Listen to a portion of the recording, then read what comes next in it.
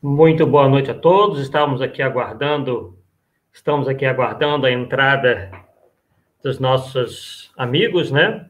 Junto dessa nossa conversa, dessa nossa live sobre doutrina espírita, sobre o movimento espírita, sobre lei do progresso, enfim, temas importantes, sempre foram importantes, né? E cada vez mais notamos a importância desse estudo frente ao que vem ocorrendo no movimento espírita. Para quem ainda não está muito a par, né, estamos aí no movimento espírita presenciando determinados grupos onde tentam aí fazer uma conciliação entre as ideias socialistas e as ideias espíritas, né? Mas antes de mais nada, deixe eu me apresentar, né? Para quem ainda não me conhece, meu nome é Arthur Azevedo, sou um articulista espírita, né? Já há um bom tempo, ingressei no movimento espírita aos 13 anos de idade, através da Mocidade Espírita Pestalozzi, em Nova Friburgo. Depois, participei também em Niterói, da União das Mocidades Espíritas de Niterói, né, também do Grupo de Apoio ao Menor, que hoje é uma instituição espírita, né? Participamos também como instrutor, né, digamos assim, de um curso na antiga Federação Espírita do Estado do Rio de Janeiro, FEERJ, né? Hoje ela já não mais existe. Ela continua tendo a sua sede, porém se transformou em Instituto Bezerra de Menezes, né? Hoje em dia, a federativa, ela é a USEERJ, né? União das Sociedades Espíritas do Estado do Rio de Janeiro. Mais adiante, viemos a estar como presidente do Centro Espírita Friburguense, onde lá desenvolvemos um trabalho bastante interessante de divulgação, à época, com o já desencarnado confrade José Manuel Ferreira Barbosa. Tínhamos um programa numa televisão local, a TV Zoom, né? E em duas rádios locais, né, aos domingos, onde, obviamente, divulgávamos a doutrina espírita, né? Então, é um caminho aí longo, e mais em 97, né, quer dizer, até antes mesmo de nos tornarmos presidente desse centro, o Centro Espírita Friburguense, que é o quarto mais antigo centro espírita no Brasil, né, em Nova Friburgo, nós escrevemos um livro intitulado Ramatiz, Sábio ou Pseudo-Sábio. Ele foi editado e publicado pela editora M, de Capivari, São Paulo. E os estudos sobre a questão Ramatiz prosseguiram ao longo dos anos, e nós fomos atualizando as nossas pesquisas em um site. Antes era um blog, né? Hoje já se transformou num site, chamado hoje de Espiritismo, www.espiritismo.com, aproveitando para passar aí o endereço, né? Então, espiritismocomkardec.com, onde nós lá atualizamos, né, as pesquisas sobre o espírito Ramatiz, onde nós tivemos a preocupação de buscarmos as origens, né, desse movimento dentro do espiritismo, e é o que nós estamos fazendo hoje em relação ao que vem ocorrendo no movimento espírita. Nós queremos buscar as respostas para esse crescimento, embora ainda sejam grupos pequenos, de pessoas que intentam, né, pretendem fazer essa associação com a doutrina espírita, né, com o socialismo, entre socialismo e doutrina espírita.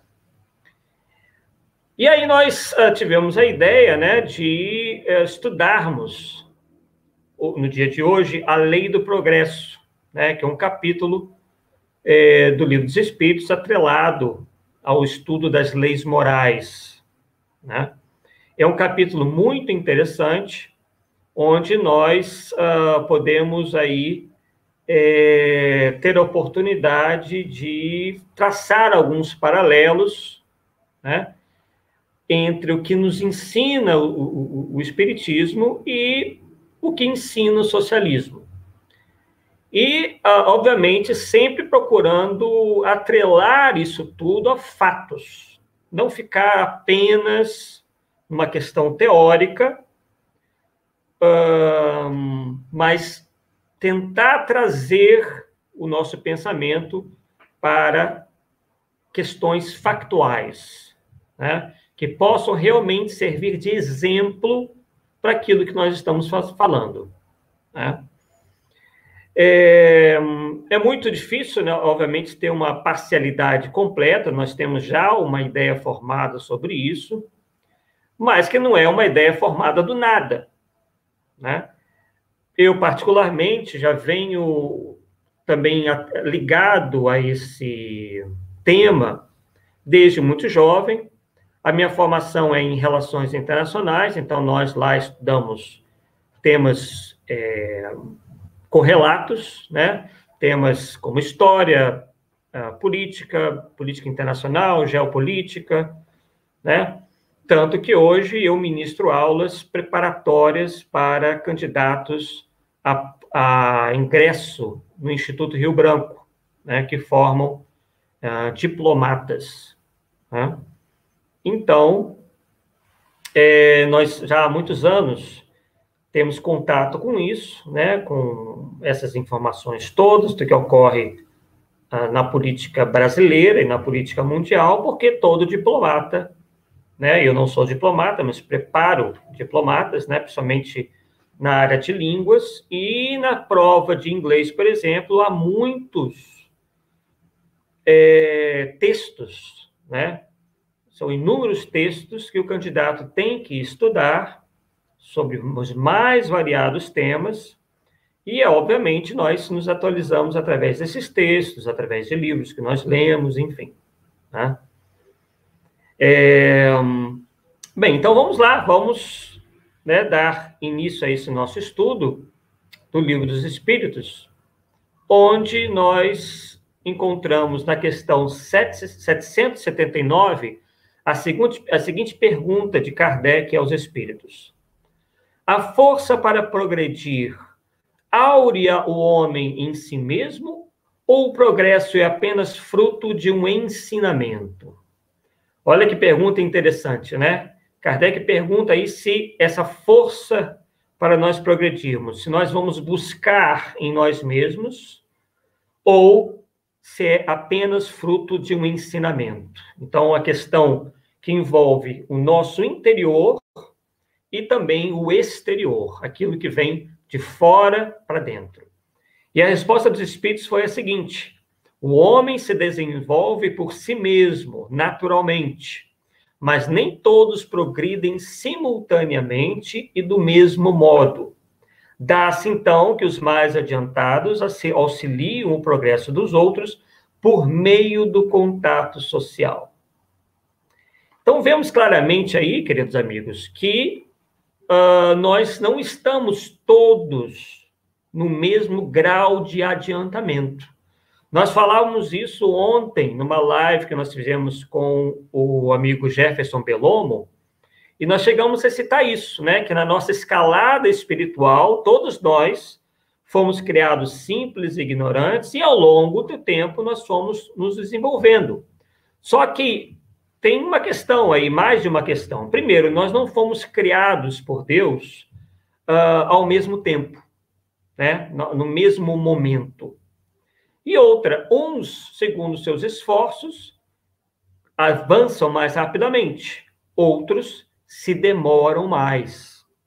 Então, isso é muito importante para que nós tenhamos essa consciência de que nós não somos objetos saídos de uma fábrica, que saem todo mundo igualzinho de uma fábrica. Talvez no nosso nascimento, entre aspas, né, como espíritos, né, na nossa criação, no momento que nós tomamos consciência de nós mesmos, nós estejamos né, no mesmo patamar evolutivo, que é o zero, né? Saídos aí, né, estamos na condição de simples ignorantes, né? Mas essa caminhada, né, a caminhada de cada um faz com que sejamos diferentes, né? Alguns avançam mais rapidamente no terreno da inteligência, outros avançam mais no terreno moral, embora o mais comum seja que avancemos mais rapidamente em inteligência e a moralidade venha em sequência, na sequência. É isso que mais adiante no Livro dos Espíritos, na Lei do Progresso. Na questão 780, Kardec pergunta aos espíritos: o progresso moral acompanha sempre o progresso intelectual? Aquilo que nós acabamos de falar. Decorre deste, mas nem sempre o segue imediatamente. Né? Então, pelo que se vê, é possível, né, que haja um progresso intelectual e moral que ande no mesmo passo, no mesmo compasso, mas os espíritos nos dizem que isso nem sempre acontece de maneira imediata. Né? E o que nós podemos ver, né, pela própria observação, é que nós espíritos, conseguimos, né, um progresso intelectual mais rapidamente que o progresso moral. Né? Haja visto que nós temos acompanhado ao longo da história, que embora nós tenhamos avançado muito intelectualmente, né, a parte moral não conseguiu ainda acompanhar. Né? Muito pouco progresso moral se deu. Embora esse progresso moral, embora seja pouco em relação às nossas expectativas, né, já seja o suficiente para que nós vejamos que houve um progresso. Se nós estudarmos os hábitos, se nós estudarmos as culturas dos povos do passado, nós verificaremos, né, que muita coisa boa já aconteceu, muito progresso já aconteceu. Mas, claro, em relação às expectativas que nós temos de alcançarmos uma condição melhor, falta muita coisa, né? Principalmente quando nos deparamos com a descrição do homem de bem, né? Quer dizer, contido no Evangelho, né? Segundo o Espiritismo. Quer dizer, se nós fizermos aí uma análise uma análise honesta de nós mesmos, verificamos que em vários pontos nós estamos bastante ainda atrasados. Tá? Mais adiante nessa mesma questão, há uma outra pergunta, né? Como pode o progresso intelectual engendrar o progresso moral? E a resposta dos espíritos foi: fazendo compreensíveis o bem e o mal. O homem, desde então, pode escolher. O desenvolvimento do livre-arbítrio acompanha o da inteligência e aumenta a responsabilidade dos atos. Então, nós claramente verificamos aí que esse progresso intelectual nos faz melhor compreender o que é bom e o que é mal. Compreender o bem e compreender o mal. Né? E aí nós desenvolvemos, de certa forma, o livre-arbítrio, né? Com esse aprimoramento da nossa inteligência. Adquirimos, então, a capacidade de distinguir melhor o bem e o mal, consequentemente, aumentando a responsabilidade dos nossos atos. Né? Então, quanto mais conhecimento nós temos, maior o livre-arbítrio. Se expande o nosso livre-arbítrio. E maior daí também, consequentemente, a responsabilidade dos nossos atos. Diferentemente do homem ou do espírito que ainda está muito atrasado no terreno da inteligência. Né? Quer dizer, ele pratica o mal, pode vir a praticar o mal, porém a sua responsabilidade é menor, porque ele não sabe bem distinguir o que é bom e o que é mal. Né? Então, Deus avalia tudo, né? Deus leva tudo em conta. Né? Então, não é só a ação em si que nós devemos levar em conta, mas sim quem a praticou. Porém, é importante que se diga que todos, né, os envolvidos, digamos assim, né, terão suas responsabilidades. Né? As leis divinas são para todos, né? Só que elas agem em conformidade com a situação, né? Inclusive a situação do próprio espírito, né? A situação em que o espírito se encontra na escala evolutiva. Tá? Então, não se trata aí de dizer que Deus ou suas leis vão perdoar aquele que infringiu a sua lei. Porém, essa mão divina, né, utilizando de uma figura de linguagem, vai ser mais pesada ou menos pesada, conforme aí, né, o grau de evolução em que se encontra aquele indivíduo, aquele espírito. Tá? Então, é bom que se diga isso. Então, quando se fala em justiça divina, né, se fala justamente da aplicação ou aplicabilidade das leis morais, né, como efeito, na medida em que nós infringimos essas leis, nós sofreremos as consequências disso.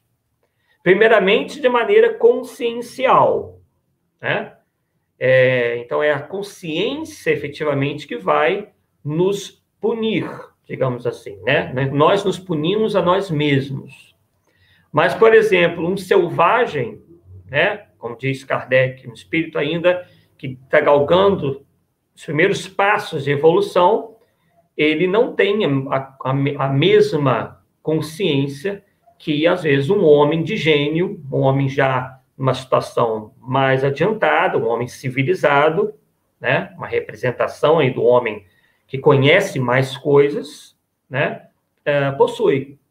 Então, as coisas vão se moldando, né? Conforme essas realidades. Então, vamos lá. Como é, nesse caso, que muitas vezes sucede serem os povos mais esclarecidos, os mais pervertidos também. Olha que interessante. Como é nesse caso, que muitas vezes sucede ser os povos mais esclarecidos, os mais pervertidos também. Mas aí é bom a gente dar uma refletida em relação ao que quer dizer essa palavra pervertido. Né? Porque, geralmente, quando a gente fala de pessoa pervertida, um homem pervertido, uma mulher pervertida, a gente atrela a questão sexual. Só que a acepção não é só essa, né? A acepção de pervertido, na psicanálise, sim, é aquele que apresenta perversão. Geralmente, uma depravação.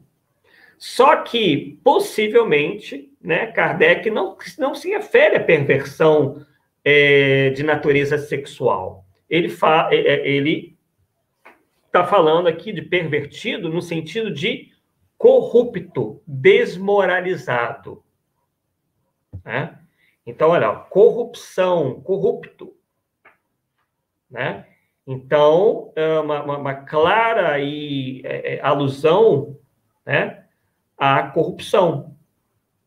Né? Então, vamos ver aí a resposta. O progresso constitui o objetivo. O progresso completo constitui o objetivo. Os povos, porém, como os indivíduos, só passo a passo o atingem. Então, vamos fazer uma paradinha aqui nessa frase. Os povos, como os indivíduos, só passo a passo o atingem. Então, vejam que a gente já pode atrelar a uma questão que vem sendo tratada bastante nos últimos tempos dentro do movimento espírita, que é a seguinte. Alguns se baseiam bastante, né, as suas análises em relação à sociedade atual, baseados no que no que efetivamente escreveu Karl Marx, né? Em suas obras, em seus artigos, né, que ele escreveu para vários jornais do mundo afora em sua época. E essas pessoas, elas, digamos assim, elas incorporaram uma ideia que vai de encontro, que se choca justamente com isso que os espíritos acabaram de nos dizer, que o progresso só passo a passo é atingido tanto pelos indivíduos quanto pelos povos. Porque os povos nada mais são do que coletividades, do que indivíduos reunidos, né? Por que a floresta é verde? Né? Porque as árvores são verdes, né? Então, a gente tem que partir justamente do indivíduo, porque a junção dos indivíduos é que compõe a nossa sociedade, né? Não adianta ter uma visão única, né, para todo mundo, né? O povo alemão apoiou Hitler. Essa é uma generalização perigosa, né? Porque, historicamente, por exemplo, Hitler nunca foi eleito pelo voto direto. A sua ascensão foi porque houve uma pressão, né, do partido nazista, que ocupou um grande número de cadeiras numa eleição, e aí o partido nazista chegou para o então presidente da Alemanha na época e disse: olha, se você não escolher Adolf Hitler como chanceler, como primeiro-ministro, nós não vamos deixar passar nada. Nós vamos causar aqui uma balbúrdia no parlamento, não vai passar decreto, não vai passar nada, não vamos deixar acontecer nada, vamos, né, acabar com o seu governo. E aí o presidente da Alemanha, na época, muito pressionado e já bastante doente, né, chama Adolf Hitler para ocupar o cargo de chanceler, que seria uma espécie de primeiro-ministro. E aí que Adolf Hitler chega ao poder. É claro que uma boa parcela da população o apoiava, tanto que votou, em grande parte, né, nos candidatos do Partido Nazista, inclusive Partido dos Trabalhadores, né, do Partido Socialista dos Trabalhadores Alemães. Então, perceba que o socialismo já existia, né? Essa palavra já existia, só que há vários socialismos. O socialismo de Adolf Hitler não era o mesmo socialismo defendido por Karl Marx. Por isso que comunistas e nazistas entravam em confronto. Porém, havia entre eles algo muito em comum, e nós vamos tratar disso ainda hoje, que é a mentalidade revolucionária, ou a mente revolucionária, né? Mentalidade é como nós falamos aí do coletivo, e mente revolucionária é como nós falamos individualmente. Tá? Então, o que propõe essa mentalidade revolucionária? Ela propõe que tudo se modifique na sociedade de uma hora para outra. Ela não respeita praticamente nada do que foi construído até ali, porque ela julga que até então está tudo errado.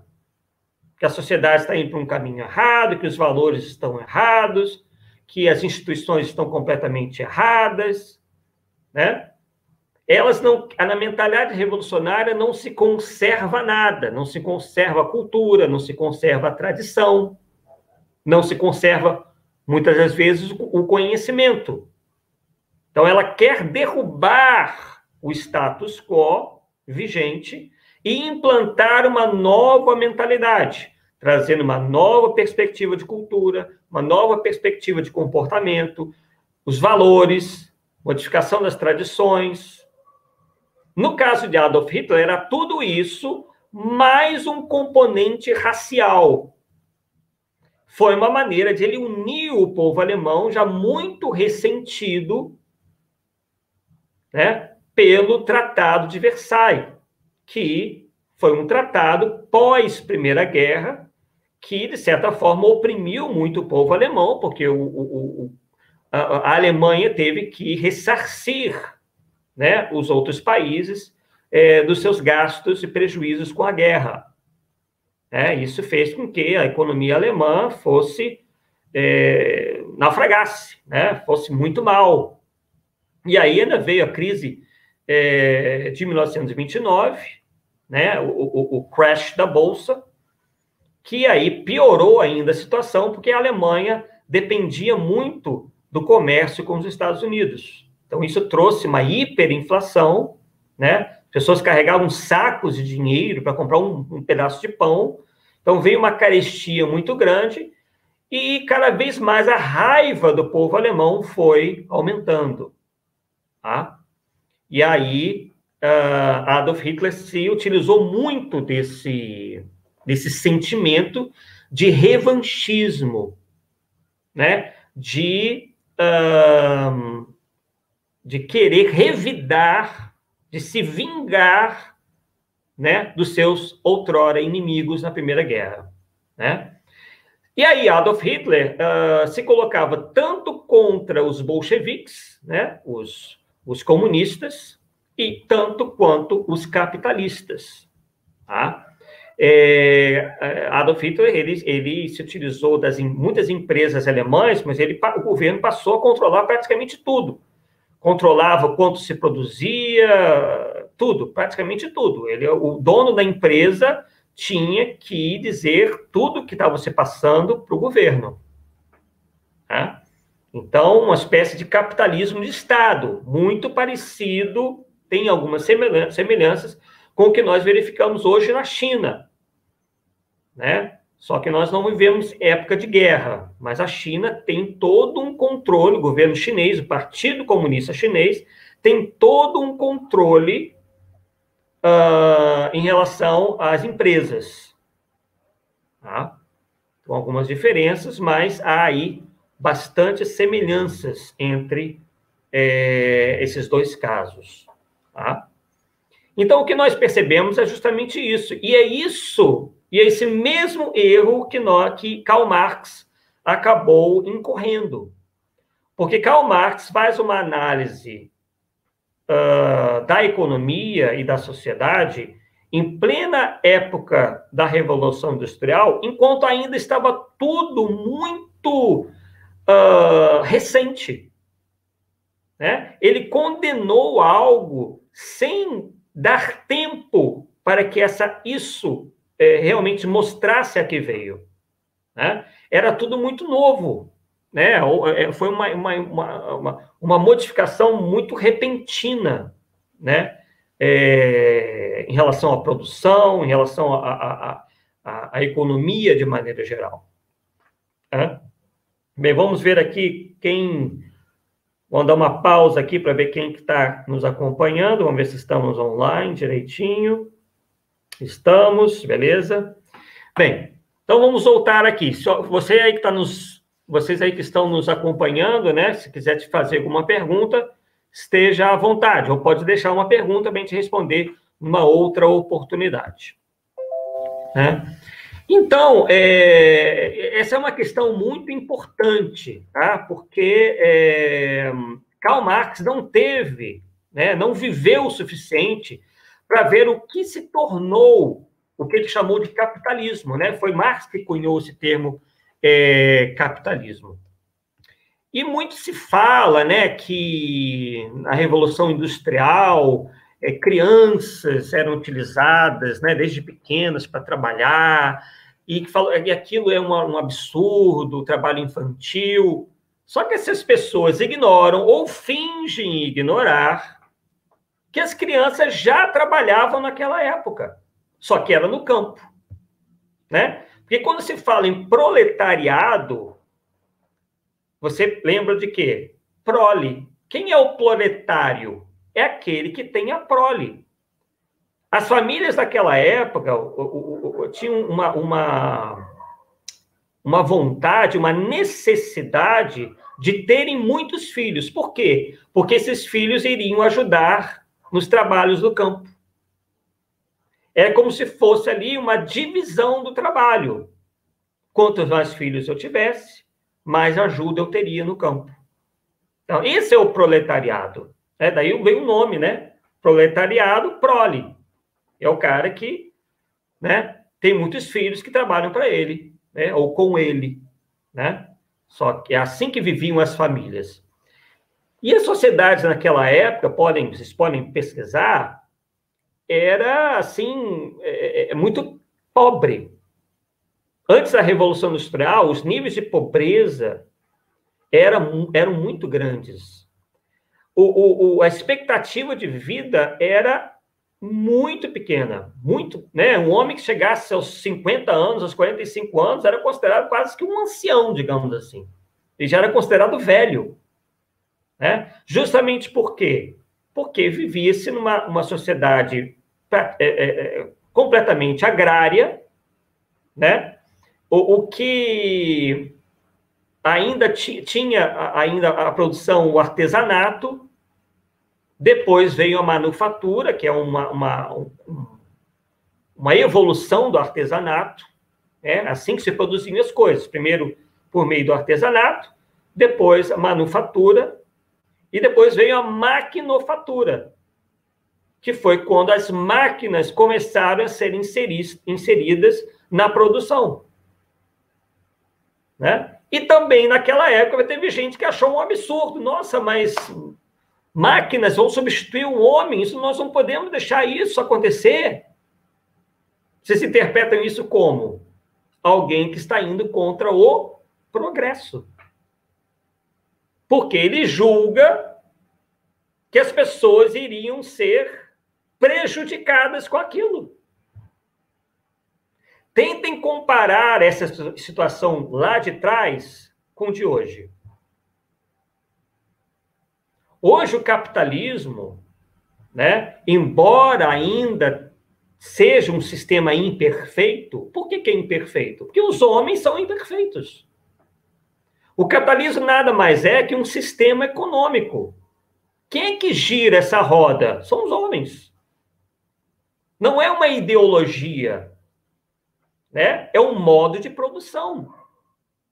E quanta gente não taca pedra no capitalismo, mas que está lá com o seu celular na mão, está olhando para um computador, está dirigindo o seu carro. Por falar nisso, né? O carro, quando foi inventado, né? Poucas pessoas tinham acesso ao carro no início, não é mesmo? Mas o que acontece no início de toda invenção?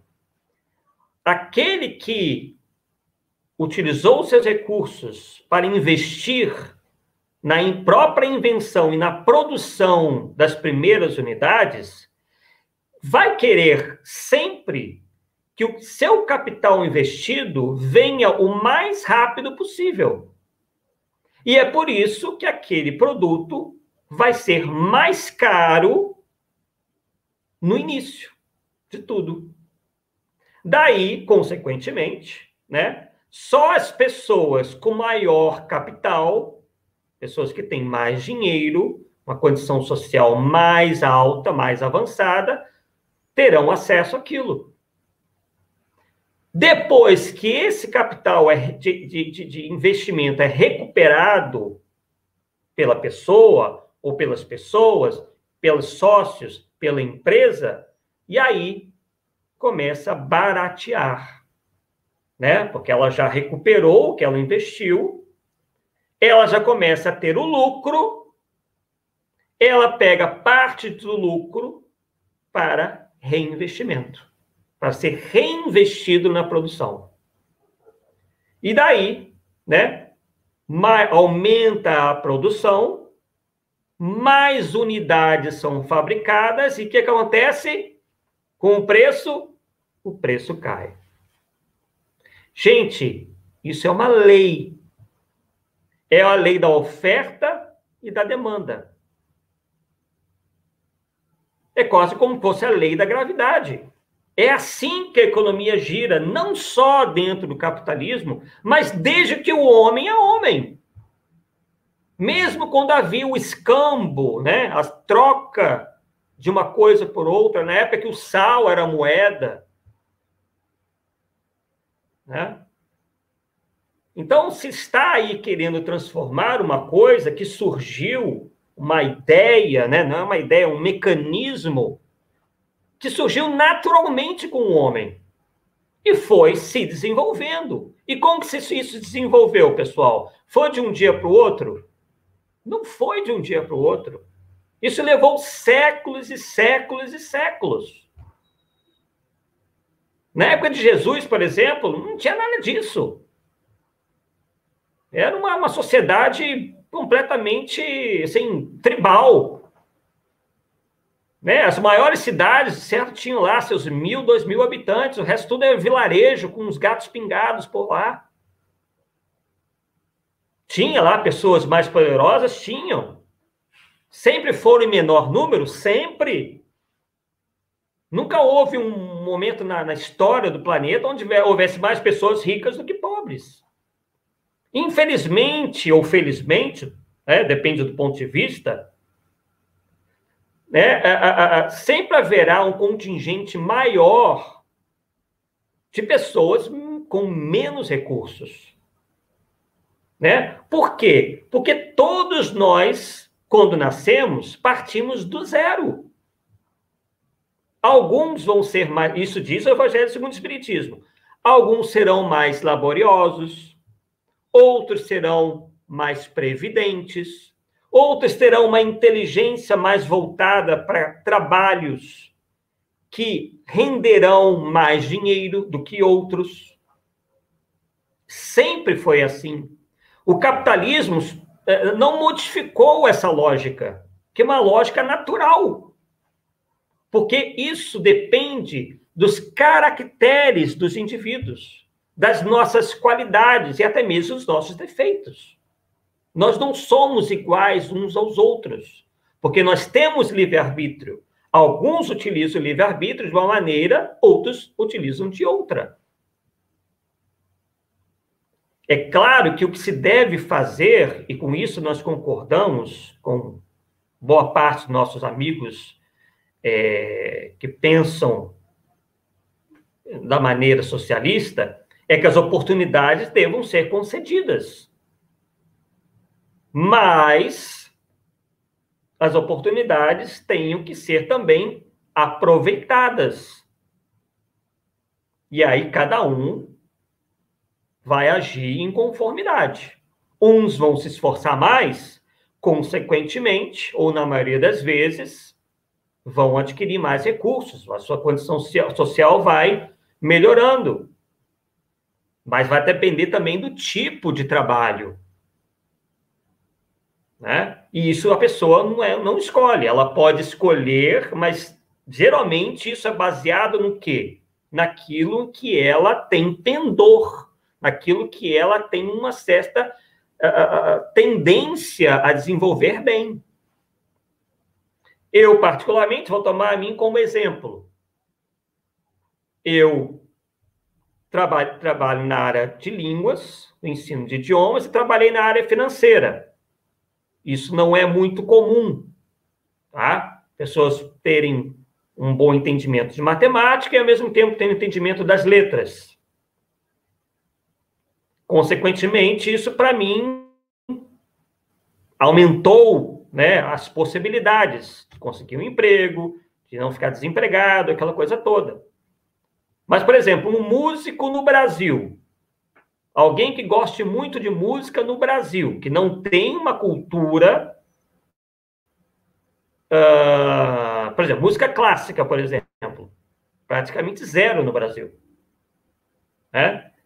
Se for comparar o Brasil com a Áustria, por exemplo, nós verificaremos que a cultura nossa, em relação à música clássica, ela é muito pouca, ela é muito pouco desenvolvida, infelizmente, em relação à Áustria, que tem aí centenas de anos, né, até antes do descobrimento do Brasil, né, já havia grandes pianistas, grandes músicos, grandes violinistas, grandes compositores, tem toda uma tradição musical, né?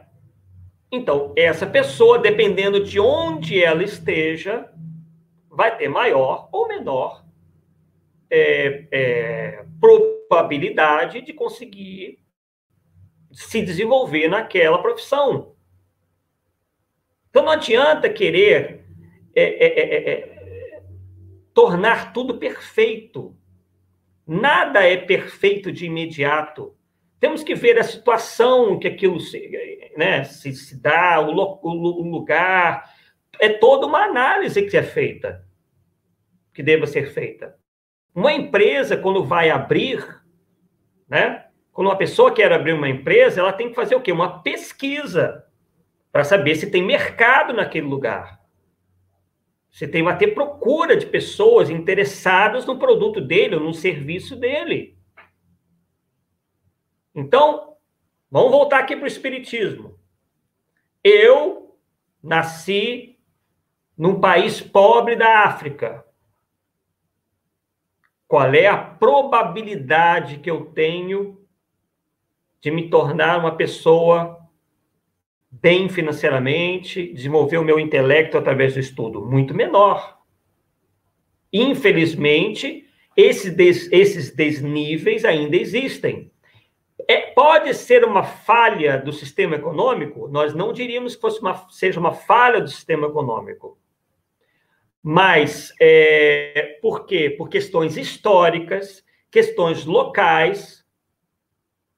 O capitalismo, assim como nós o conhecemos hoje, não se desenvolveu com a mesma velocidade nesses lugares. Talvez a cultura local não seja tão aberta a essa cultura econômica, como em outros países, que já vem de muito tempo lidando com isso, lidando com o comércio, principalmente. Infelizmente, a África, né, foi vitimada aí, enquanto continente, uma série de situações, muitas delas sim, provocadas por povos mais adiantados intelectualmente, que foram lá explorar, que foram lá buscar negros para servirem de mão de obra. Isso teve um impacto muito grande naquele continente, principalmente na África Negra. Só que a escravidão, é bom que nós nos lembremos, não foi só dos nossos irmãos negros. Muitos outros povos, inclusive povos brancos, já foram escravizados. Eslavos, né? Gente loura de olhos azuis já foram escravizados em uma determinada época. Por quê? Havia uma necessidade, digamos assim, né? Porque na economia não tinha mão de obra suficiente, uma série de coisas, não queremos aí justificar, tá? Mas ninguém ia lá buscar os negros por esporte. Não, eu odeio os negros, eu vou lá fazer eles como escravos, porque eu os odeio, eles não têm alma. Não, não era assim. Né? Foi a solução, moralmente hoje nós entendemos como errada, de algo que na época era tida como natural. Então, é um exemplo daquilo que nós estamos vendo e lendo aqui no Lei do Progresso. Porque a moral, naquela época, não estava suficientemente ainda desenvolvida para entender que alguém não pode escravizar o outro, um povo não pode escravizar o outro. E também decorre de uma economia ainda incipiente que precisava de mão de obra. E viu lá que na África havia muitos conflitos entre eles mesmos e se aproveitaram disso para comprar, né, seres humanos. né? Tribos, certas tribos ou nações africanas mais fortes escravizavam outras tribos e outras nações mais fracas militarmente e os vendiam aos europeus. A gente fala escravidão, né? A gente acha que os europeus, os portugueses, os espanhóis iam lá, caçavam todo mundo na mata. Não, eles recebiam às vezes não precisavam nem passar do porto. Iam lá e compravam aqueles seres humanos lá, para levá-los para suas colônias, levar, enfim, como mão de obra, porque faltava mão de obra. Né? Moralmente, isso para a gente hoje é detestável, é horrendo. Só que nós não podemos julgar povos ou os indivíduos lá de trás, né? Porque ainda tinham, né, um senso moral insuficientemente adiantado. Né? Então, o Livro dos Espíritos nos parece muito sábio, né? Os Espíritos são muito sábios e deixam as paixões de lado para nos fazer entender as coisas. Voltando, então, à questão da Revolução Industrial, foi muito parecido com o que aconteceu com Karl Marx. Né? E, conscientemente ou não, ele passa uma visão errada da sociedade na época. Porque o que predominava na época era uma extrema pobreza, as doenças ceifavam muitas vidas, né? A mortalidade infantil era altíssima, né? E a maioria do povo, né, era rural, né? Fazia trabalhos rurais, como nós já falamos, inclusive crianças. Acordavam 6 horas da manhã, crianças de 5, 4 anos, vamos lá, vamos recolher lá o café, vamos recolher lá o trigo. Os pais botavam para trabalhar, porque era a maneira de sobreviverem. Hoje nós colocamos nossas crianças de 5, 6 anos para trabalhar? Não. Mas é só porque a nossa moralidade aumentou? Melhorou? Não. Porque não existe mais a necessidade. E isso graças ao quê? Ao capitalismo, ao desenvolvimento desse modo de produção, que fez com que hoje nós pudéssemos fazer com que nossas crianças possam ir à escola estudar, em vez de trabalharem na lavoura. Então, nós tecemos aqui esses comentários, porque é preciso ter um conhecimento de história. E aí, infelizmente, o que nós notamos? Nós não, né? Muitos já notaram, nós estamos aqui apenas reproduzindo o que muitos já notaram. Que os nossos amigos marxistas, eles adoram deturpar a história. Né? Contam uma história diferente para que as pessoas fiquem, né? Nossa, que horror, trabalho infantil. Nossa, mas esse capitalismo é malvadão. Esse capitalismo é horrendo. Vamos combater isso daí. Mas os professores de história ou os militantes não gostam muito de ensinar aquilo que nós acabamos de falar aqui. Não falo da taxa de mortalidade, não falam dos níveis de pobreza, não falam dos níveis salariais, como eram antes da Revolução Industrial, ou durante o desenvolvimento desta. Eles tiram um retrato, pegou lá a criança de 5, 6 anos, 7 anos, trabalhando lá numa máquina, toda cheia de graxa, da cabeça aos pés. Isso é o capitalismo. E aí as pessoas, obviamente, com a moralidade que nós temos hoje, completamente diferente daquela época, uma vida completamente daquela época, não, é claro, mas isso é um absurdo. Eu até dou razão as pessoas que, de certa forma, se revoltam. Mas elas se revoltam porque lhes falta esta noção do que acontecia naquela época. Porque, afinal, se o Karl Marx disse, você tem que acreditar, ele é estudado por tanta gente, não é possível. Então, é o argumento de autoridade. Ele falou, pronto. No meio espírita já teve gente dizendo que Karl Marx era um missionário. Comparou praticamente a Allan Kardec. E nós, ao longo, não nesse vídeo, mas ao longo dos nossos vídeos, nós iremos demonstrar determinadas incoerências. Né? Que as coisas não são tão como pintam por aí.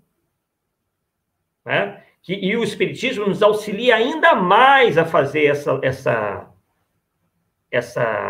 esse comentário, essa análise. Divaldo Franco fez uma análise parecida, sucinta, mas parecida com o que nós iremos fazer, e foi pedrada para tudo quanto é lado. Né? Quando tratou dessas ideologias, da ideologia marxista e do próprio Karl Marx. Né? Talvez não dê tempo para que nós falemos disso hoje, mas iremos falar sim. Então, voltando então um pouquinho na questão da Revolução Industrial e o trabalho infantil, né? Então, nós falamos que essa questão do trabalho infantil nos moinhos de algodão, por exemplo, né? Fez com que a imagem da Revolução Industrial fosse imortalizada. Né? Mas, mesmo assim, a maioria das crianças daquela época continuou vivendo e trabalhando na zona rural, mesmo no auge das fábricas. Em 1851, por exemplo, havia o triplo de meninos de 5 a 14 anos trabalhando no campo em relação àqueles que atuavam nas fábricas. E não só os pais, como nós dissemos alguns minutos atrás, consideravam o trabalho infantil correto e adequado. Aquilo era o certo para eles. A maioria das crianças trabalhava voluntariamente para o bem da casa. E entregavam os salários, os seus respectivos salários, aos pais, como já disse anteriormente. Isso é dito pela historiadora Jane Humphreys, num estudo baseado em mais de 600 biografias de ingleses do século XIX. Então, perceba que é um dado importante, feito naquela época, onde ela pegou aí, né, pessoas daquela época, descortinou as suas biografias e verificou isso.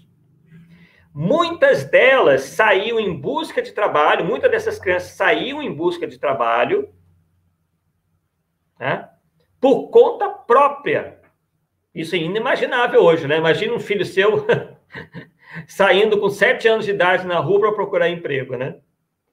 Porque arranjar um emprego lhes dava mais respeito entre os pais, entre os irmãos, entre todos. Há muitos filmes que relatam isso. Não é da cabeça do autor do filme, do que produziu o filme. É uma realidade da época. Né? Arranjar um emprego dava a essas crianças algumas vantagens em casa. Um status maior entre os irmãos, mais respeito entre os pais e mais comida em casa. Diz lá um operário, né, o George Acorn, diz o seguinte: depois que comecei a trabalhar, ganhei um pouco mais de consideração em casa. E aí, no fim da semana, né, ele diz lá, a mãe, segundo ele, liberava ao filho parte do dinheiro que ele havia conquistado com o trabalho. Olha que interessante. Né? Quer dizer, a criança ia lá, trabalhava, e depois tinha que dar o salário inteiro para os pais, para manter a casa, manter principalmente a alimentação, e, de vez em quando, a mãe, não, toma aqui, meu filho, um dinheirinho aí para você comprar uma Coca-Cola. Mentira, né? Não tinha Coca-Cola, coisa nenhuma, mas alguma coisa que divertia uma criança, um adolescente na época. Comprar uma bolinha de gude, né? Olha que interessante, gente, para a gente entender determinadas coisas, porque é o seguinte, a gente não pode ficar dependendo do nosso imaginário. Quando a gente vê uma criança trabalhando no século XVIII, no século XIX, a gente vê com um olhar diferente, que nós somos pessoas do século XXI. A realidade naquela época era completamente diferente do que nós vivemos hoje. Há estudos que dizem que uma pessoa que mora na favela, isso aí já é prova, né? Não precisa nem de estudo. Primeiro, tem uma expectativa de vida muito maior do que essas pessoas lá atrás. Principalmente o período pré-capitalista.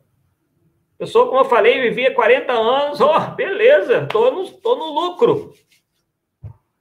Jesus mesmo, aos 33 anos, já era considerado quase um ancião, já era um homem mais do que maduro.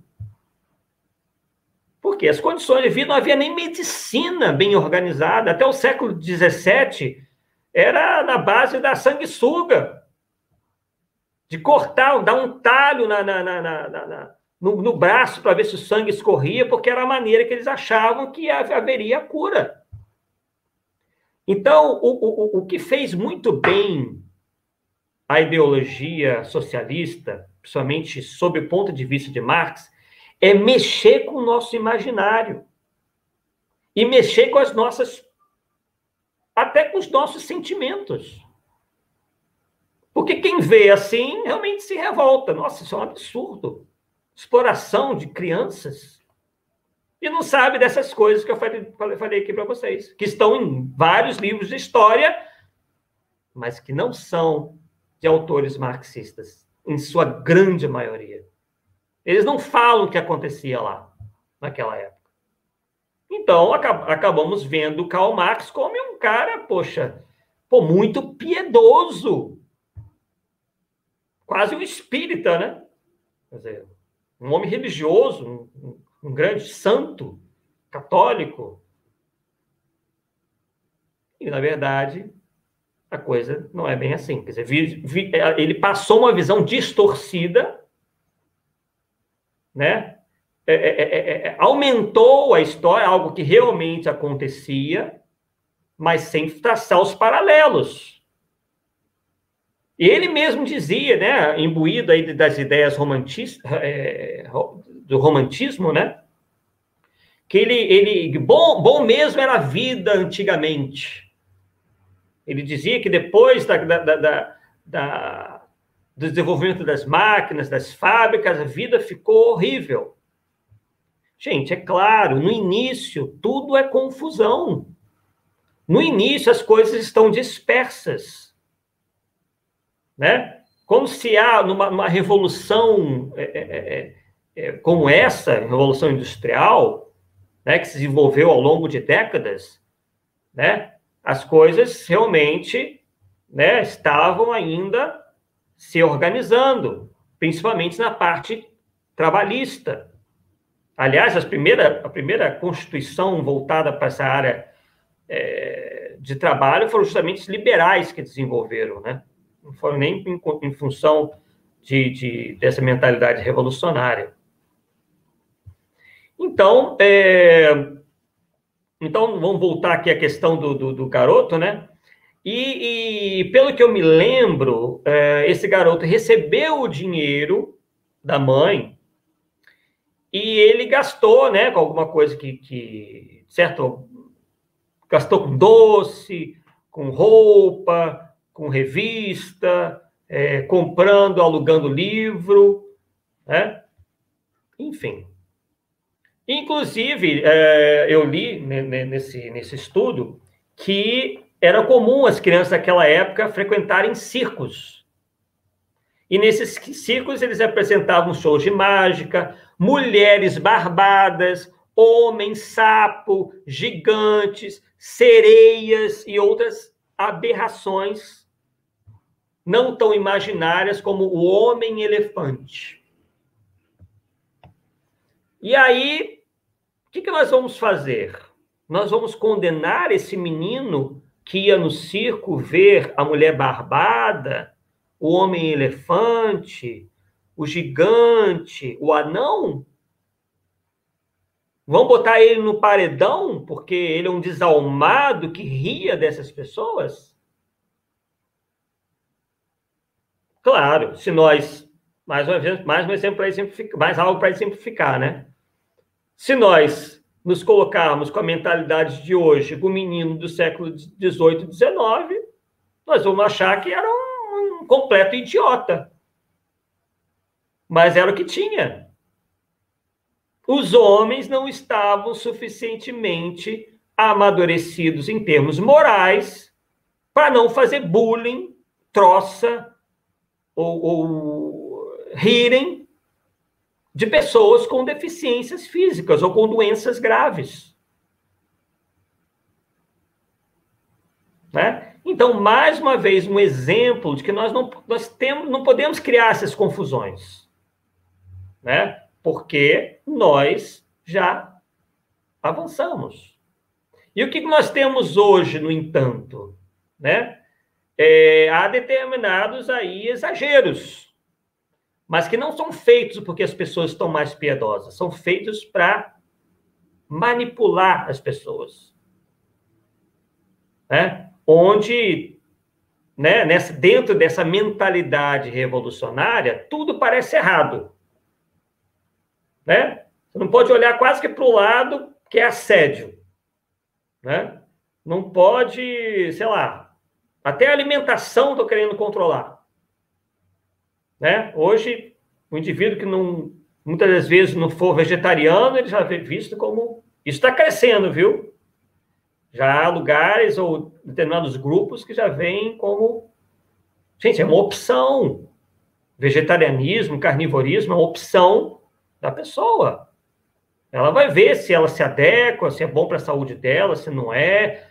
Se quiser, consulta o médico, mas você não pode impor isso.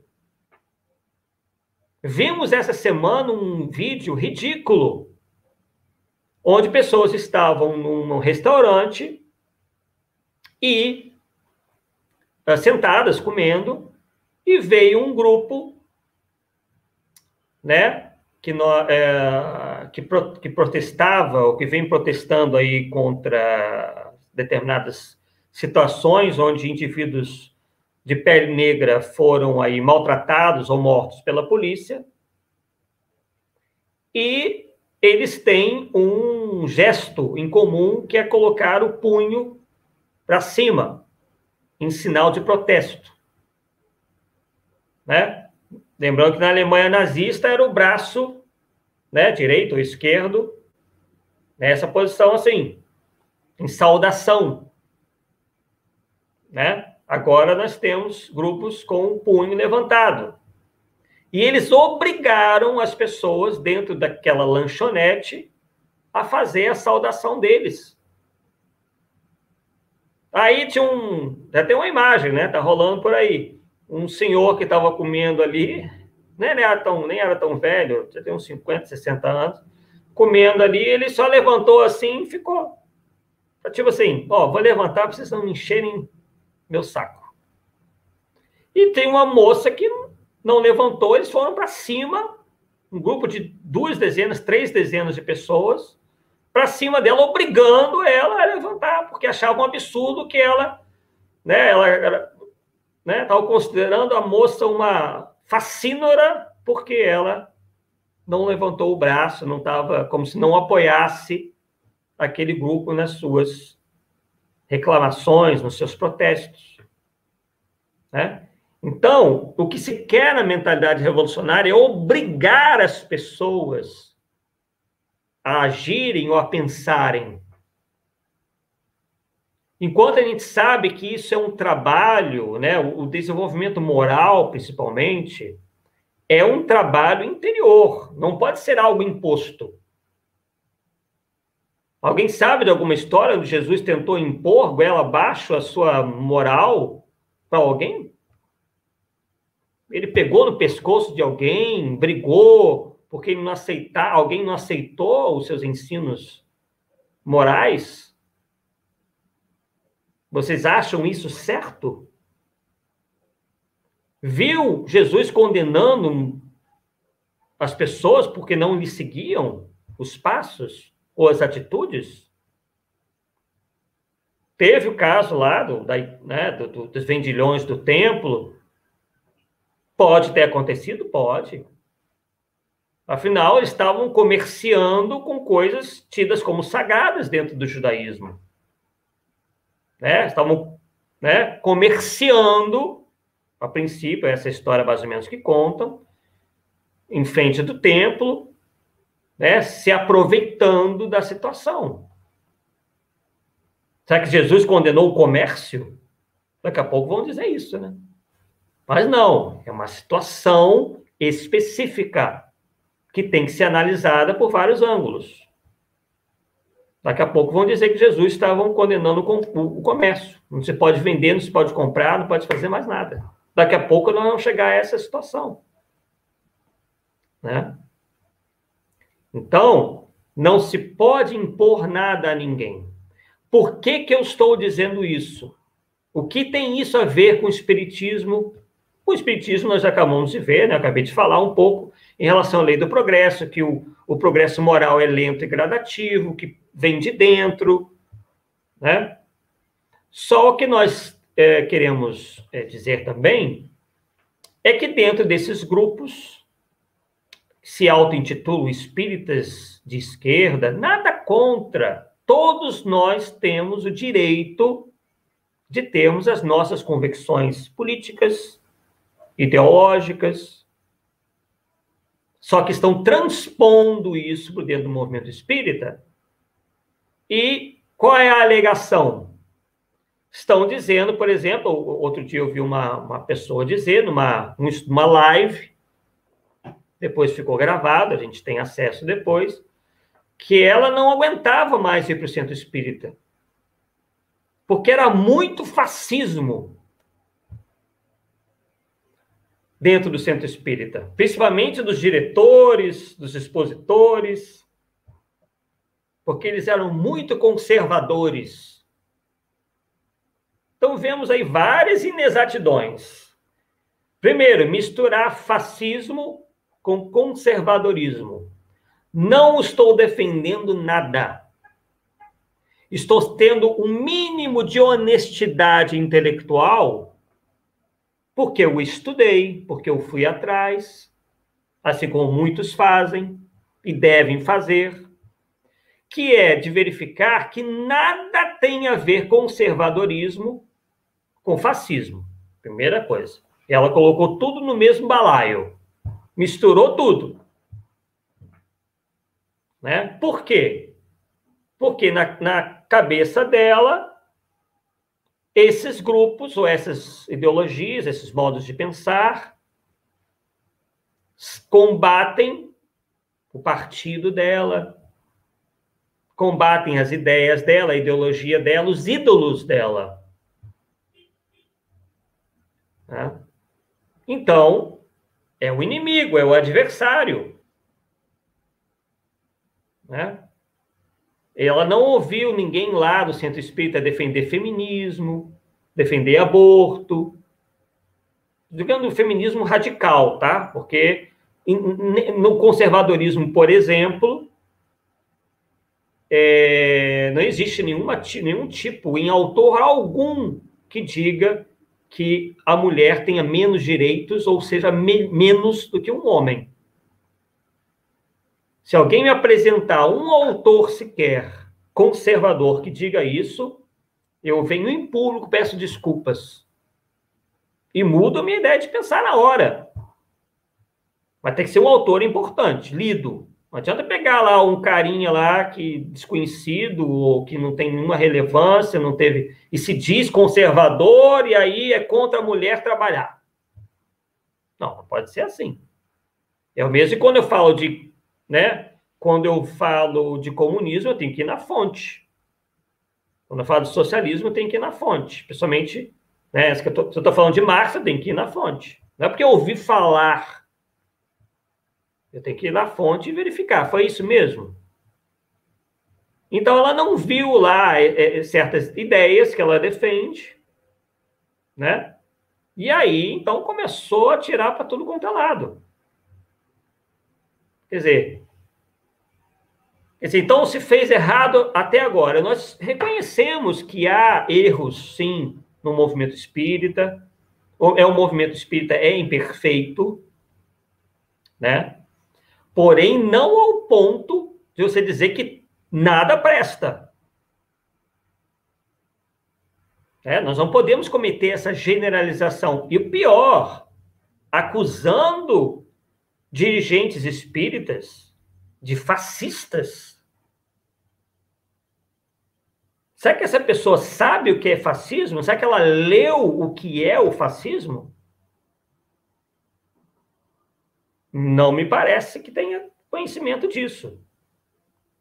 Então, o que temos visto nessa mentalidade revolucionária é isso, é a condenação sem menor razão de ser, sem o menor embasamento dentro de centros espíritas, apontando dedos. Não só dentro dos centros espíritas, não, tá, pessoal? Na internet. Hoje em dia, com a pandemia, né, que no momento que eu faço esse estudo está ainda ocorrendo, né, as pessoas estão mais dentro de casa, os centros espíritas estão fechados, então os centros as pessoas estão se reunindo por meio da internet, né? Então, quer dizer, à medida que uma pessoa vai para a internet, que tem o alcance que tem, e começa a dizer que dirigentes espíritas, em sua maioria, são fascistas, e que agora eles vão montar um grupo diferente, né, que realmente é bom. Agora sim, descobriram, né? Até então foi tudo errado. Não é bem assim. Né? Nós sabemos das dificuldades que o movimento espírita andou enfrentando, a questão do rustanguismo, hoje, jamais solucionada, né? A Federação Espírita Brasileira retirou, né, do estatuto aquela cláusula lá que obriga a federação a divulgar os livros de Rustem, divulgar as suas ideias, né? Já foi um avanço. Não está ainda completamente resolvido, porque nós temos livros que ainda batem e ensinam muita coisa do rustanguismo. Isso tem que ser resolvido. Mas calma, vamos com calma, não é assim. Até mesmo nós que somos contra, né, o rustanguismo, temos que ter essa noção de que as coisas não se resolvem, né, de um dia para o outro. Questão do ramaticismo, que nós tivemos envolvidos aí tantos anos. Achamos que houve uma vitória no movimento espírita eminentemente voltado para o estudo de Kardec, porque hoje em dia, né, a credibilidade dos ditados de Ramatiz estão em baixa. Porque houve o quê? Esclarecimento. Nós temos uma participação direta nisso, assim como outros confrades que alertaram. No meu canal aqui tem vários outros alertas em relação a Ramatiz, pessoas que nós nem nunca tivemos contato. Nós colocamos lado a lado o que diz Ramatiz, diz X, o que diz a doutrina espírita, diz Y, e deixamos as pessoas chegarem às suas conclusões. Nós, em momento nenhum, por exemplo, dissemos que os ramatizistas eram fascistas.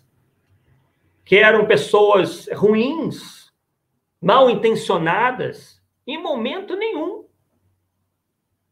Escrevemos 2 livros acerca disso, em nenhum momento nós falamos um absurdo desse, como essa pessoa falou, e várias outras pessoas nós temos visto na internet falando que o movimento espírita é um movimento fascista. E, enfim, é demais. Vão criticar, vamos, mas com calma, mostrando argumentos, indo a fundo das questões, e não saindo atirando por aí. Né? Temos que ter cuidado. Né? Então, daqui a pouco, não vi isso ainda, daqui a pouco vou dizer, o Arthur é nazista. Isso é muito grave, gente. Essas pessoas, eu acho que elas não têm noção da gravidade do que elas estão falando. Tá bom, não conhece bem o que é a história, não conhece bem o que é o fascismo, o nazismo, só de ouvir falar, né? Porque um vai passando para o outro, é o telefone sem fio, né?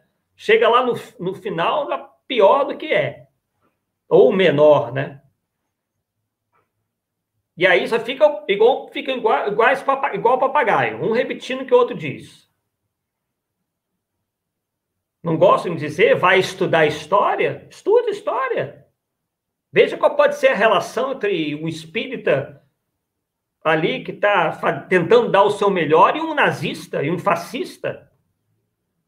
Vocês acham que é uma comparação justa? Não é justa. Então, hoje, inclusive, muito bem colocado pelo nosso amigo Lucas Berlanza, numa live que nós fizemos juntos, né, estávamos com mais outros companheiros, ele disse lá, olha, né, em outras palavras, né, estamos sentindo saudade dos rustanguistas e ramatigistas, porque pelo menos dentro desses movimentos eles não estão derrubando os principais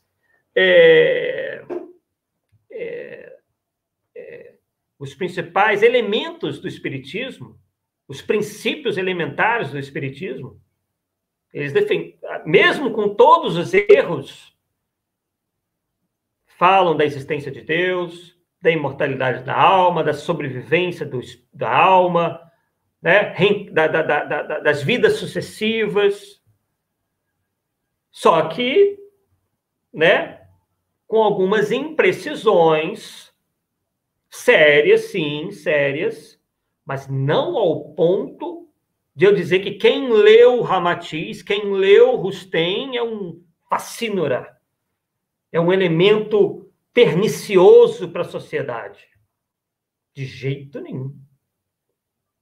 Inclusive, eu vou dizer em público aqui, né, essa pessoa que me perdoe, mas nós temos um determinado contato amistoso com o Mauro Mais, que é filho do Hercílio Mais. Ele concordou comigo? Possivelmente não. Eu concordo com o que o pai dele escreveu? Não concordo. Mas para isso eu preciso dizer que o Mauro Mais, ou o Hercílio Mais, no caso o Mauro Mais ou que o Hercílio Mais era uma pessoa ruim? Um fascista? Um nazista? Um psicopata? Então, pessoal, nós terminamos a nossa live de hoje, já estamos aí com 1h e 22 minutos. Prometemos que na semana que vem iremos retornar, nesse mesmo dia e horário. Né? Talvez um pouco mais tarde, eu acho que esse horário não está bom para se fazer uma live, as pessoas ainda, né, estão... Vamos estudar melhor esse horário, vamos divulgar nas redes sociais, e vamos continuar estudando a lei do progresso e fazendo essas inserções, esses comentários envolvendo ideologias, movimento espírita, história, tá? Bem fundamentada, não é essa história enviesada que contam por aí, principalmente nas nossas escolas, infelizmente, em sua maioria. Sabem por quê? Porque é um ciclo vicioso. Vejam bem, um professor seu hoje de história, ele teve a cabecinha dele, a mentalidade dele, influenciada por um outro, que foi influenciado, esse foi influenciado por um outro anterior a ele. Isso vem de gerações. Não se tem em determinadas faculdades de humanas algo que seja assim, não, vamos estudar várias correntes do pensamento. Não. É o pensamento único. É uma única verdade que eles ensinam por lá. Não é só o Arthur que está dizendo, não.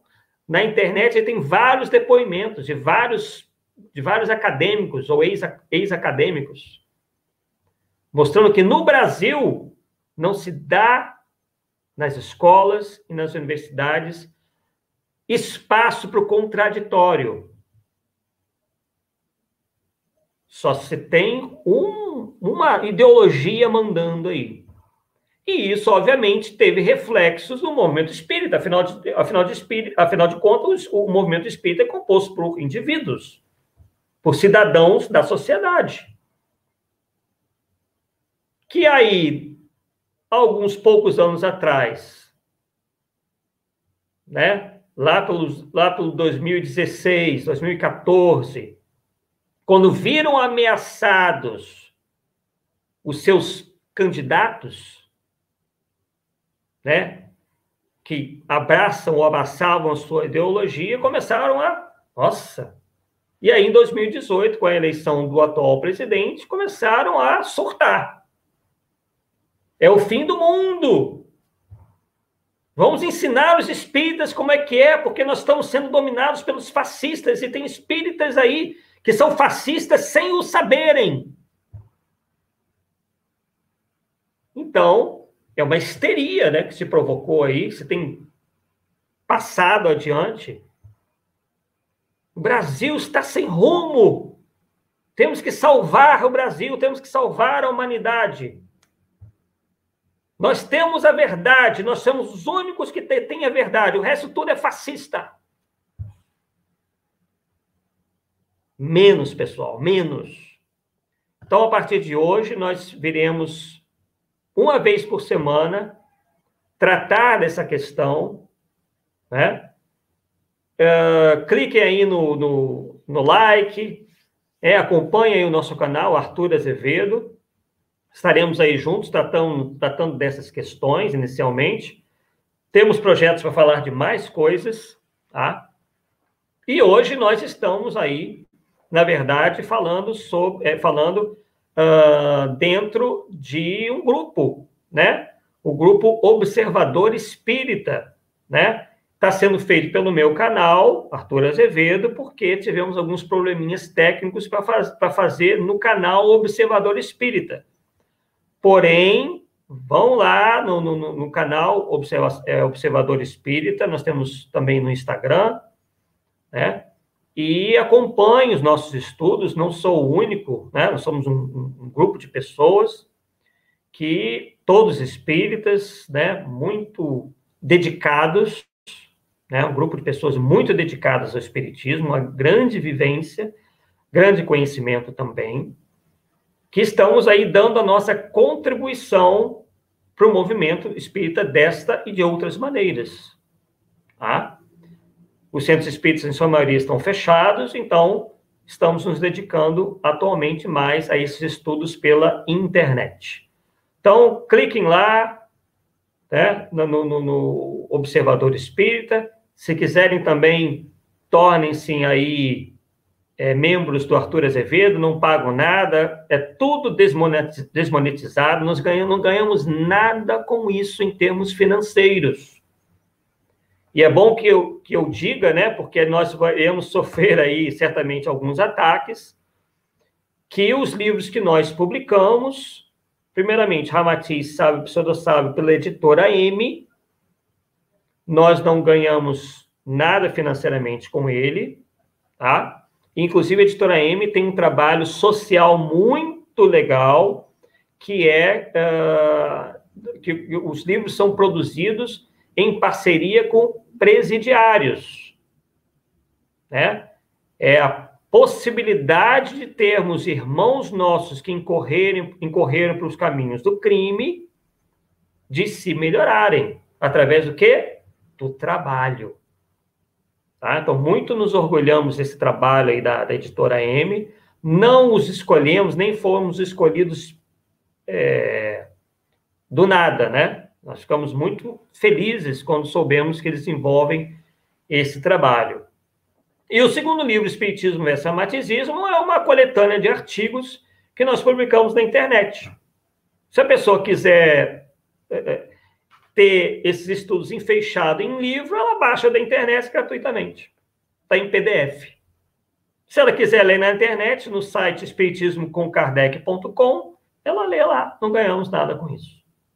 Tá? Então, é bom que se diga, porque né, nós sabemos com quem nós estamos lidando, então é possível que um ou outro possa vir com alguma história, e até agora não, né? Mas nunca sabemos, né? Que pode acontecer, porque estamos mexendo num vespeiro mais uma vez. Mexemos no vespeiro Ramatiz, fizemos também alguns estudos sobre Rustem, né? Artigos sobre Rustem, e agora estamos mexendo num vespeiro que é ainda maior, mais grave, porque estamos vendo ideologias, como dissemos numa outra live, alienígena, um vírus querendo invadir o nosso meio espírita, assim como aconteceu na Igreja Católica com a teologia da libertação. Né? Então, fiquem atentos, nós iremos divulgar mais lives, né?